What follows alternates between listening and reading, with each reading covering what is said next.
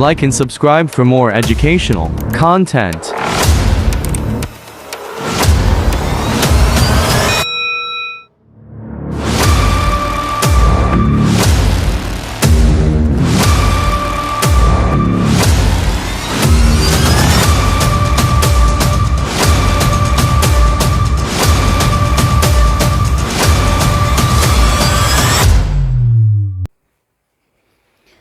Hello વિદ્યાર્થી મિત્રો, કેમ છો? મજામાં છો? લેરી એકાઉન્ટ્સવાલામાં આપનું હાર્દિક સ્વાગત છે. હવે મિત્રો, આપણે લાસ્ટ ટાઈમ જે એ અને બી સેક્શન એટલે કે કહી શકાય કે એમસીક્યુ અને વન લાઇનર ક્વેશ્ચન કમ્પ્લીટ કરેલા છે. હવે આજે આપણે ભાગીદારીના નિવૃત્તિમાં પ્રશ્ન નંબર 3 જે છે એ કરીશું. હવે પ્રશ્ન નંબર 3માં તમને કીધેલું છે કે નીચે આપેલા પ્રશ્નોમાં નવું નફા નુકસાનનું પ્રમાણ અને લાભના પ્રમાણની ગણતરી કરો. હવે મિત્રો, તમને ખ્યાલ છે કે જ્યારે ભાગીદાર નિવૃત્ત થતો હોય અથવા તો તેનું મૃત્યુ થતો હોય તો મૃત્યુ થાય ત્યારે તેના ભાગની જે કંઈ પણ નફાની રકમ છે એ ચાલુ ભાગીદારો છે તેમને મળવાની છે. હવે ચાલુ ભાગીદારોને જે નફાનો લાભ મળવાનો છે એ લાભના પ્રમાણમાં એ ચાલુ ભાગીદારોએ પાઘડીની રકમ જે નિવૃત્ત થતો ભાગીદાર છે તેને ચૂકવવી પડતી હોય છે. તો જ્યારે ભાગીદાર નિવૃત્ત થાય ત્યારે નવું નફા નુકસાનનું પ્રમાણ અને લાભનું પ્રમાણ શોધવું ખૂબ જ જરૂરી બનતું હોય છે. તો આ ગણતરી કેવી રીતે થાય છે એ હવે આપણે અલગ અલગ દાખલાઓ દ્વારા જોઈએ. તો દાખલા નંબર 1 છે ભાગીદારની નિવૃત્તિ કે મૃત્યુ નામનું ચેપ્ટર છે. આ 6થા નંબરનું આપણું ચેપ્ટર છે. આમનો વેટેજ વગેરે આપણે ડિસ્કસ કરેલો છે લાસ્ટ ટાઈમ. ક્વેશ્ચન નંબર 3 છે. આમાં આપણે નવું નફા નુકસાનનું પ્રમાણ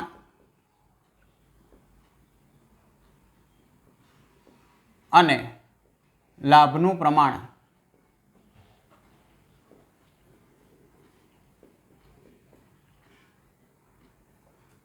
શોધવાનું છે. હવે મિત્રો, દાખલાની શરૂઆત કરીએ કે XYZ એ 5:3:2 પ્રમાણમાં નફો નુકસાન વેચતા ભાગીદારો છે અને Z નિવૃત્ત થાય છે. પ્રશ્ન નંબર 1, X, Y અને Z 5:3:2 પ્રમાણમાં નફો નુકસાન વેચતા ભાગીદારો છે.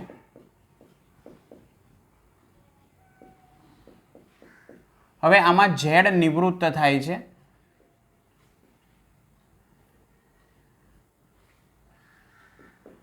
તો મિત્રો, અહીંયા આપણને બે જ વિગતો આપેલી છે. એક જૂના ભાગીદારો જે છે તેમનું જૂનું નફા નુકસાનનું પ્રમાણ આપેલું છે અને બીજું અહીંયા એવું કીધેલું છે કે Z નિવૃત્ત થાય છે. એ સિવાયની કોઈ પણ માહિતી આપેલી નથી. જ્યારે આવો દાખલો હોય ત્યારે ચોક્કસપણે જે જૂના ચાલુ ભાગીદારો છે, તો અહીં તમને ખ્યાલ છે જૂના ચાલુ ભાગીદારો, તો તેમનું નવું નફા નુકસાનનું પ્રમાણ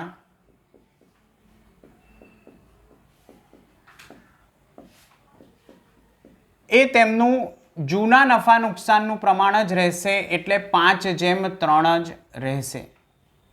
અને બીજું જે તેમનું લાભનું પ્રમાણ છે તે પણ તેમનું જે જૂનું નફા નુકસાનનું પ્રમાણ છે 5:3 એ લાભનું પ્રમાણ પણ આને આ જ રહેશે.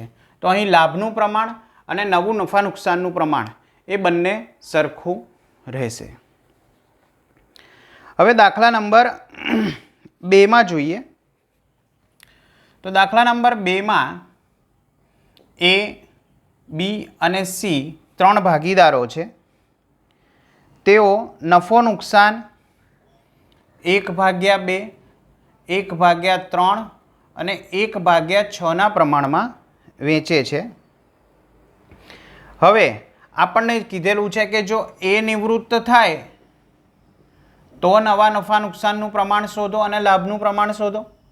બીજું આપણને કીધું છે કે બી નિવૃત્ત થાય તો નવું નફા નુકસાનનું પ્રમાણ અને લાભનું પ્રમાણ શોધો. અને ત્રીજું જો સી નિવૃત્ત થાય તો નવા નફા નુકસાનનું પ્રમાણ અને લાભનું પ્રમાણ શોધો.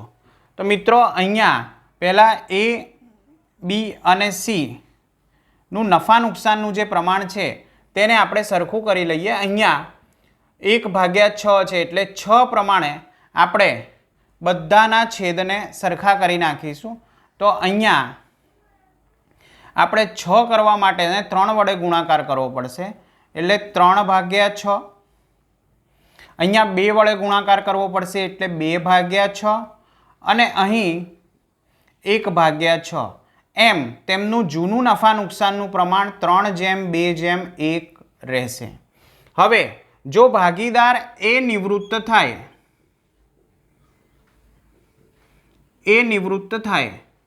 ત્યારે બી અને સીનું નવું નફા નુકસાનનું પ્રમાણ 2:1 થશે અને બી અને સી નું જે લાભનું પ્રમાણ છે એ પણ 2:1 રહેશે. હવે બીજી પરિસ્થિતિ મિત્રો આપણે જોઈએ કે જ્યારે બી નિવૃત્ત થાય તો મિત્રો જ્યારે બી નિવૃત્ત થશે ત્યારે એ અને સી નું નવું નફા નુકસાનનું પ્રમાણ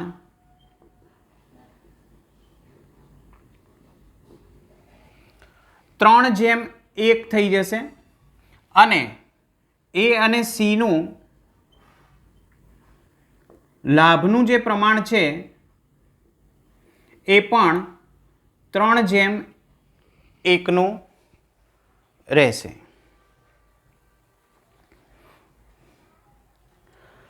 હવે જો ભાગીદાર સી નિવૃત્ત થાય,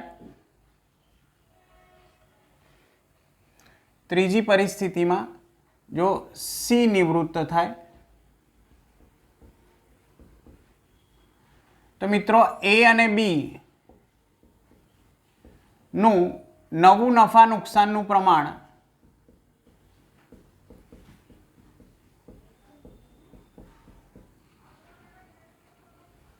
3:2 રહેશે અને એ અને બી નું લાભનું પ્રમાણ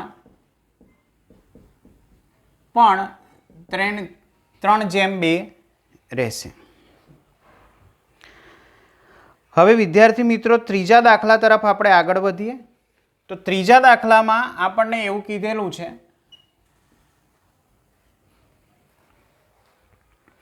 કે પી, ક્યુ અને આર 40%, 20% અને 40%ના પ્રમાણમાં નફો નુકસાન વેચતા ભાગીદારો છે.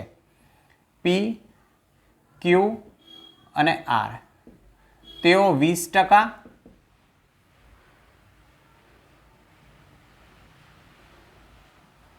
40%, 20% અને 40%ના પ્રમાણમાં નફો નુકસાન વેચતા ભાગીદારો છે. આ તેમનું નફા નુકસાનનું પ્રમાણ છે. હવે ક્યુ નિવૃત્ત થાય છે.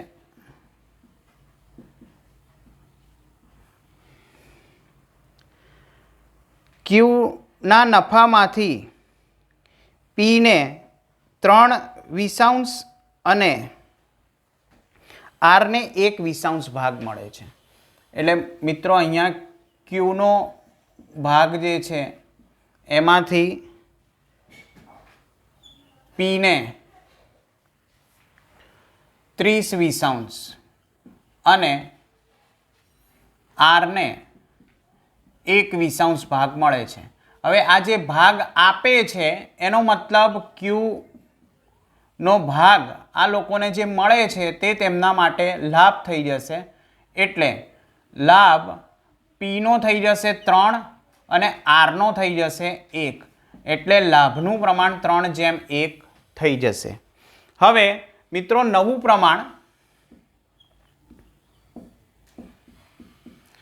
પ્રમાણ શોધવું ખૂબ જ સહેલું છે. તો કે નવું પ્રમાણનું સૂત્ર છે જૂનું પ્રમાણ વત્તા મળેલ લાભ. હવે મિત્રો પીની વાત કરીએ તો પીનો જે જૂનો ભાગ છે એ 40%, 20% અને 10%. હવે 40%ને આપણે 4:2:4 પણ લખી શકાય. તો અહીંયા તેનું જૂનું પ્રમાણ છે 4/10 વત્તા મળેલ ભાગ પી તરફથી તેને 3/20 મળે છે. માટે પીનું નવું પ્રમાણ 20 આપણે લસા લઈ લઈશું અને આને 2 વડે ગુણાકાર થશે એટલે 8 વત્તા 3 એટલે 7/20 એ પીનો નવો ભાગ આવશે. અને આરનો જૂનો ભાગ મિત્રો એ પણ 4/10 છે અને તેને ક્યુ તરફથી 1/20 ભાગ મળે છે એટલે અહીં 8 વત્તા 1/20 એટલે અહીં 9/20 જવાબ આવશે. તો અહીં નવું પ્રમાણ 11:9 થશે. પી અને આરનું નવું પ્રમાણ 11:9 થશે અને તેમનું લાભનું પ્રમાણ તો ઓલરેડી આપણે શોધી જ દીધું છે મિત્રો. આ લાભનું પ્રમાણ થયું અને આ તેમનું નવું પ્રમાણ થયું. મિત્રો દાખલા ખૂબ જ સહેલા છે. હવે દાખલા નંબર 4. એમ, એન અને ઓ એક પેઢીના 3:2:1 પ્રમાણમાં નફો નુકસાન વેચતા ભાગીદારો છે. 3:2:1 તે તેમનું જૂનું પ્રમાણ આપેલું છે. એમ નિવૃત્ત થાય છે. એમના ભાગમાંથી 1/10 ભાગ એનને મળે છે અને બાકીનો ભાગ ઓને મળે છે. અહીં મિત્રો એમ નિવૃત્ત થાય છે અને એમના ભાગમાંથી 1/10 એ એનને મળે છે અને બાકીનો ભાગ ઓને મળે છે. તો મિત્રો ઓને અહીંયા કેટલો ભાગ મળશે? તો એમનો ઓને મળતો ભાગ બરાબર એમનો કુલ ભાગ માઇનસ એનને આપેલ ભાગ. તો મિત્રો એમનો કુલ ભાગ તમને ખ્યાલ છે 3/6 છે. હવે તેમાંથી એનને તેણે 1/10 ભાગ આપી દીધો છે એટલે અહીં આપણે 60 કરી દઈશું. લસા લઈશું આના અને 30 - 6 એટલે 24/60 આટલો ભાગ તે ઓને આપશે. હવે આપણે એન નવા ભાગની ગણતરી કરી લઈએ. તો નવો ભાગ બરાબર જે મિત્રો જૂનો ભાગ છે તેમાં લાભ જે જૂના ભાગીદાર તરફથી મળે છે. તો અહીં મિત્રો એનનો જૂનો ભાગ 2/6 છે. એમાં વત્તા લાભ એને 1/10 મળી રહ્યો છે. તો અહીંયા આપણે લસા લઈશું એટલે 60 આવશે.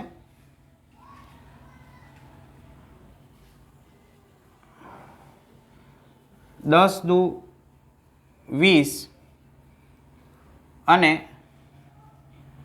અહીં 6 એકુ 6 એટલે 26 ભાગ્યા 60. ઓનો નવો ભાગ બરાબર ઓનો જૂનો ભાગ મિત્રો હતો 1/6 વત્તા 24/60. મિત્રો 24/60 તેને એમ પાસેથી મળે છે તો અહીં 60 લઈશું. 10 વત્તા 24 એટલે અહીંયા 34/60. તો મિત્રો જે લાભનું પ્રમાણ છે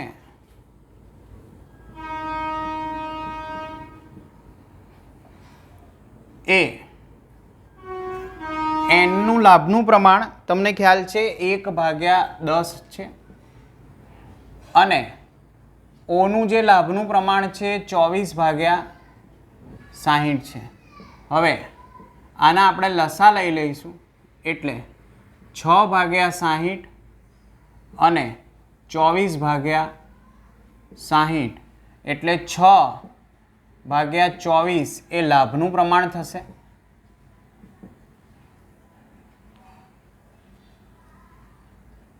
એન અને ઓનું અને એન અને ઓનું નવું પ્રમાણ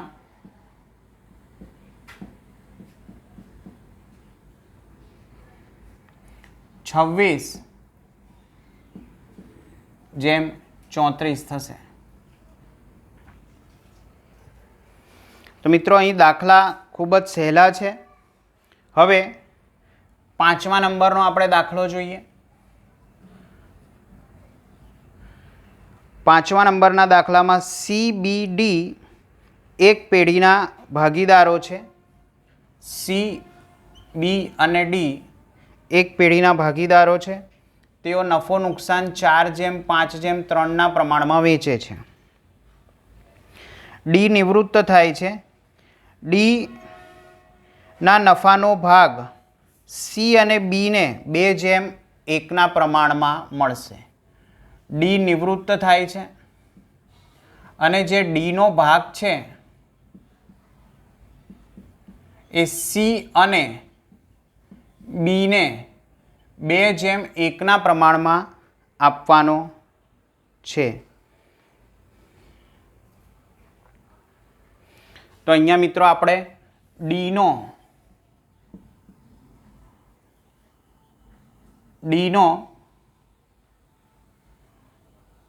સીને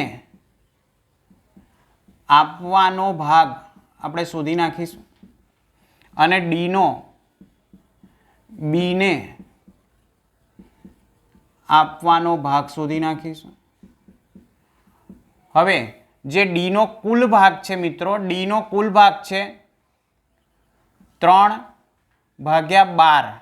તેમાંથી 2/1નું પ્રમાણ છે એટલે 2 ભાગ સીને મળે છે એટલે 2/3. એવી જ રીતે ડીનો જે 1 પ્રમાણનો ભાગ છે તે બીને મળશે. તો અહીંયા ડીનો કુલ ભાગ 3/12 છે. એમાંથી 1/3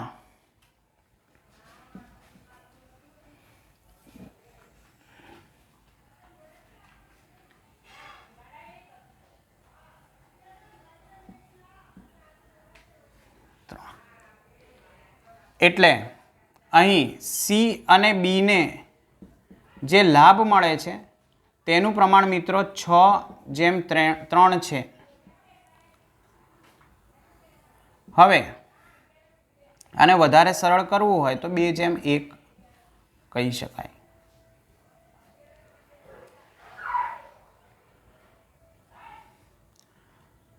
હવે સીનો નવો ભાગ બરાબર જે જૂનો ભાગ છે મિત્રો એનો 4/12 વત્તા 6/36 અને એવી રીતે બીનો નવો ભાગ મિત્રો 5/12 અને 3/36. તો અહીંયા મિત્રો આપણે 36 એ લસા લઈ લઈશું અને 3 વડે ગુણાકાર કરી નાખીશું એટલે 18/36 અને અહીંયા 36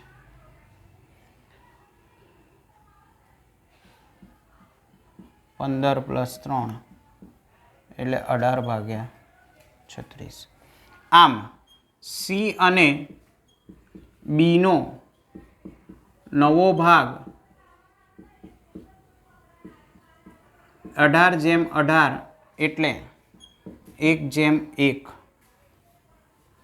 નો રહેશે. હવે મિત્રો આપણે 6થા નંબરના દાખલાની શરૂઆત કરીએ. 6થા નંબરના દાખલામાં કીધેલું છે કે એ, એમ અને સી એક પેઢીના ભાગીદારો છે. તેઓ 3/5/2 પ્રમાણમાં નફો નુકસાન વહેંચે છે. એમ નિવૃત્ત થાય છે ને એમનો નફાનો ભાગ સીને મળશે. એમ નિવૃત્ત થાય છે અને એમનો ભાગ સંપૂર્ણ ભાગ આપણે સીને આપવાનો છે. તો મિત્રો અહીં એનો નવો ભાગ 3/10 વત્તા 0 એટલે 3/10 જ રહેશે. જ્યારે સીનો નવો ભાગ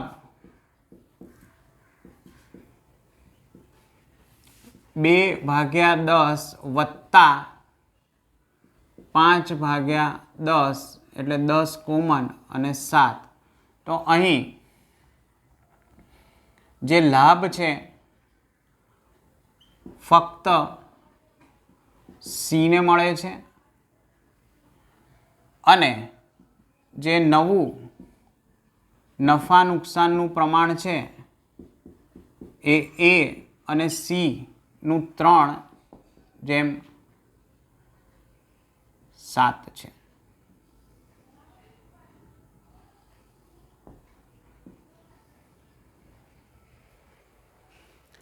હવે મિત્રો નેક્સ્ટ આપણે 7મા નંબરનો દાખલો જોઈ લઈએ.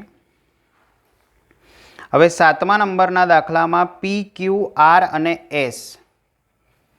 પી, ક્યુ, આર અને એસ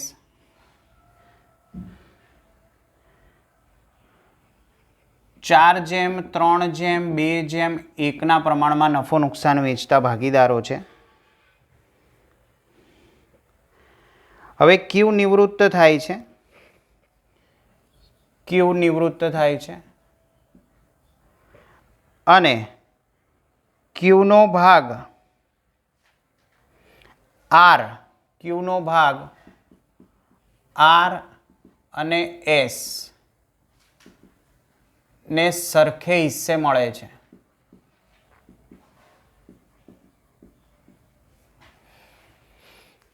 તો હવે આનો અર્થ એવો થયો મિત્રો કે પીને કોઈ પણ પ્રકારનો લાભ મળતો નથી.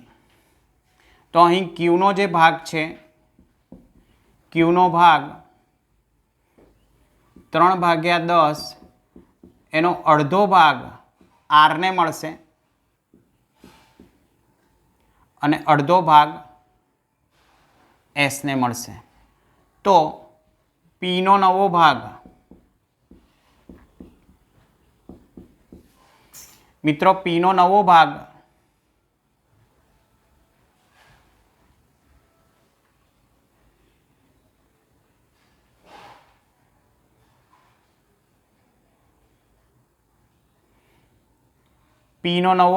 બરાબર જૂનો ભાગ જે 4/10 છે એમાં એને કંઈ પણ મળતું નથી એટલે એનો ભાગ એમને એમ જ રહેશે.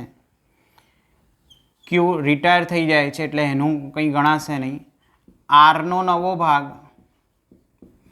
તો મિત્રો આરનો જૂનો ભાગ હતો 2/10, એમાં તેને લાભ 3/20 ઉમેરાઈ જશે એટલે 4 + 3 એટલે 7/20. એસનો નવો ભાગ બરાબર 1/10 એનો જે જૂનો ભાગ હતો વત્તા તેને ક્યુ તરફથી મળ્યો 20 લસા લઈ લઈશું 2 + 3 એટલે 5/20.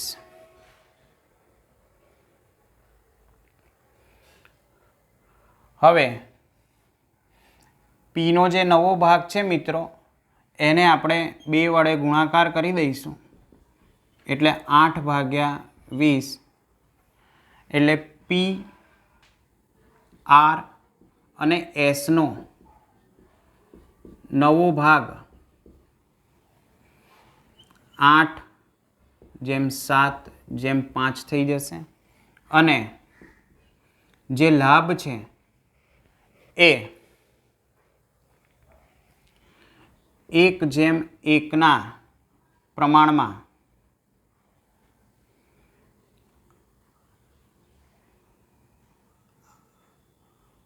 આર અને એસ ને મળ્યો છે તેવું કહેવાશે.